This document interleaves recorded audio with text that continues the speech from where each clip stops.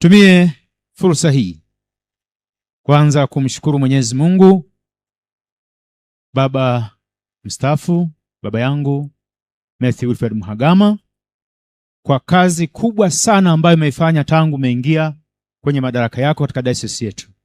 Ni mambo mengi sana ameyafanya ya kijamii na ya maisha ya kimwili na kiroho ya watu wetu.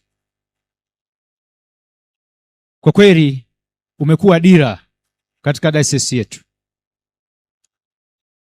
Nami pia umekuwa kama mwongozo ili nipate kuufuata na kuendeleza ili kufikia mafanikio yale yale ambayo baba aliyokusudia. Mungu akubariki sana baba Askofu Mhagama. Lakini pia tumie fursa hii kukushukuru wewe pamoja na wahisani wote ambao wameshirikiana pamoja nawe katika kuweka matofali ya kujenga hii jamii ya Watanzania na hususan katika eneo ambalo ulikuwa hapo. Mungu abariki sana taasisi hizo au mashirika hayo au watu wote ambao mlishirikiana kwa karibu kuhakikisha kwamba jamii hii ya Watanzania inapata huduma zake zinazostahiki, na Mungu akubariki sana. Pende kutaja mashirika machache tu ambayo umeshirikiana pamoja nayo yametusaidia kutufikisha hapa tulipo. Kwa mfano, Diocese ya St. Asaph Uingereza, chama cha USPG Uingereza, Trinity Church Marekani, na hizi ni baadhi tu nikiwataja kwa ufupi, lakini niongezee hapo, napenda kumshukuru Mungu sana, kushukuru shirika la CMS Australia ambalo liniwezesha kuniendeleza kimasomo hata kunifikisha hapa tulipo. Mungu abariki sana.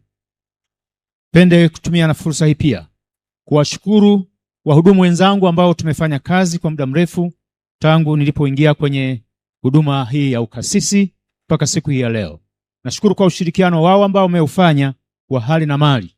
Pale nilipotaka kujua walinisaidia, pale nilipokata tamaa walinitia moyo. Naomba moyo huo ambao umeuonesha katika kipindi hiki chote basi uendelee katika ingo hii nyingine ambayo Mungu kwa pamoja ametuwezesha ili tuweze kuendeleza kijiti kile ambapo baba ameniachia. Mungu atupe mshikamano sana. Nitumie fursa hii pia kuwashukuru waumini wote kwa ujumla wake kwa ushirikiano ambao umeonesha katika mitaa ambayo nimeifanya na hata mitaa ile ambayo sijaifanya kama vituo, lakini wote mlipoomba kwa ajili ya watumishi, naamini kabisa kwamba jina langu hamkulisahau, mliniombea. Kwa hiyo kama kuna mafanikio yote ya utumishi wangu mpaka leo, basi ni juhudi za Wakristo wote kwa ujumla, nami nasema Mungu awabariki sana. Tumie fursa hii kuwaalika Wakristo wote kwa ujumla kuendelea kuniombea na tuendelee kuombeana. Mimi nitaombea na ninyi mniombee. Paulo anasema, naomba mniombee ili niihubiri Injili kwa ujasiri. Vivyo hivyo tusiposhikamana na kuombeana, kazi kiharibika, basi wa kwanza kulaumiana ni sisi wenyewe. Lakini tukishikamana, kazi ya Mungu itakwenda na Mungu hatakuwa mbali na sisi, atatusaidia.